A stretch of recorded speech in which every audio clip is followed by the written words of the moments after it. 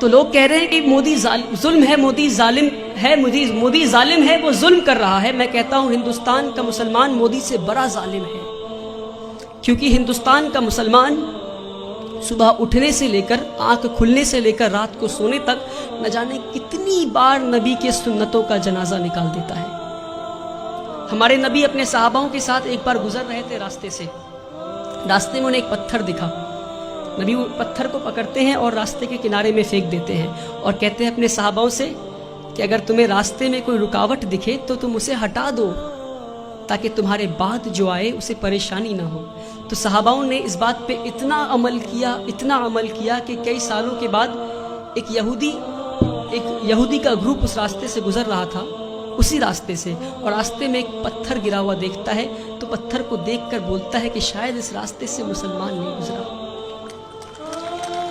میرے بھائیوں، وہ تھا ان کا ایمان۔ اور ہم آج کہیں بھی بم پھٹتا ہے تو بولتے ہیں شاید مسلمانی ہوگا، کہیں بھی گولیاں چلتی ہیں تو کہتا ہے مسلمانی ہوگا۔ یہ نہیں کہہ رہا ہوں کہ مسلمان ہوگا، اپنے اندر جھانک کر دیکھیں کہیں اللہ کا عذاب تو نہیں آیا ہم پہ، کہیں اللہ تو ناراض نہیں ہم سے۔ میں بھٹکل کے لوگوں سے نہیں بول رہا، پر بھٹکل کے لوگوں کے ذریعے میں ہندوستان تک یہ بات پہنچانا چاہ رہا ہوں، ہندوستان کے مسلمانوں تک یہ بات پہنچانا چاہ رہا ہوں۔ ایک بار ہمارے نبی صلی اللہ علیہ وسلم راستے سے گزر رہے تھے، ایک بوڑھی عورت کو دیکھتے ہیں، وہ اپنے سامان کو لے کر کھڑی تھی، تو مزدور کا انتظار کر رہی تھی وہ۔ تو نبی کریم جاتے ہیں، کہتے ہیں اے میری ماں، میں تمہارا مزدور بن جاؤں کیا؟ وہ پورے کائنات کے سردار مزدور بننے کو تیار ہو گئے، اور آج ہم اگر کوئی جوتا پلٹ رہا ہوتا ہے تو اسے سیدھا نہیں کر سکتے۔ یہ ہمارے مسلمانوں کی آج وہ عقر ہے، پتہ نہیں کس بات کی عقر میں جی رہے ہیں، جس کی امت اس بات کی عقر میں جی رہی ہے، اس کا رسول دوسروں کی مزدوری کرنے کو تیار ہو گیا تھا۔ کہتے ہیں اے ماں جی، میں مزدور بن جاؤں تمہارا؟ ماں جی کہتی ٹھیک ہے، وہ بوڑھی عورت کہتی ٹھیک ہے، تو مجھے مکہ کے باہر چھوڑ دو۔ نبی کریم اس بوڑھی عورت کو مکہ کے باہر چھوڑنے جاتے ہیں، راستے میں بوڑھی عورت کہتی کوئی محمد آیا ہے، کوئی جادوگر ہے، اور گالیاں دینے لگتی محمد صلی اللہ علیہ وسلم کو۔ نبی کریم پیار سے شانتی سے مسکراتے ہوئے ان کی بات سنتے ہیں، مکہ کے باہر لے جا کر چھوڑ دیتے ہیں۔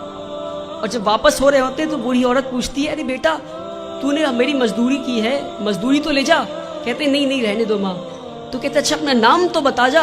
تو کہتے میرا نام محمد ہے، وہی محمد جسے تو گالی دے رہی تھی۔ میرے پیارے بھائیوں، ہم اس نبی کی امت ہے، اس بات کو نہ بھولیں۔ ہمارے نبی سے زیادہ بڑا مثال سیکولرزم کا اس دنیا میں نہیں ہے، جس نے مزدوری کی اس غیر قوم عورت کی جو ان کو گالیاں دے رہی تھی، مسکراتے ہوئے اس کا کام کر دیا۔ اس نبی کی امت ہے ہم۔ جب طائف میں گئے تو انہیں اتنی پتھر ماری گئی کہ ان کا جوتا مبارک خون سے بھر گیا۔ تو جبرائیل امین نیچے آتے ہیں اور کہتے ہیں کہ اے نبی، آپ کہیے تو ہم طائف ایک ویلی میں تھا، تو دو پہاڑ کے بیچ میں طائف والے لوگوں کو ہم کچل دیں گے۔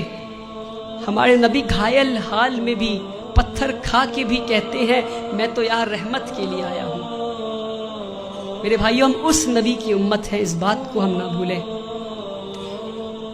جس دن مسلمان اپنے نبی کی سنتوں کا جنازہ نکالنا بند کر دے گا، اس دن ہماری تقدیر بدل جائے گی انشاءاللہ۔ اللہ تعالی ہندوستان اور اہل ہندوستان کے دلوں میں اسلام کے لیے عزت اور مسلمانوں کے لیے پیار بخشے۔ اللہ تعالی اس دیش میں امن اور شانتی قائم کرے۔ وآخر الدعوانا والحمدللہ۔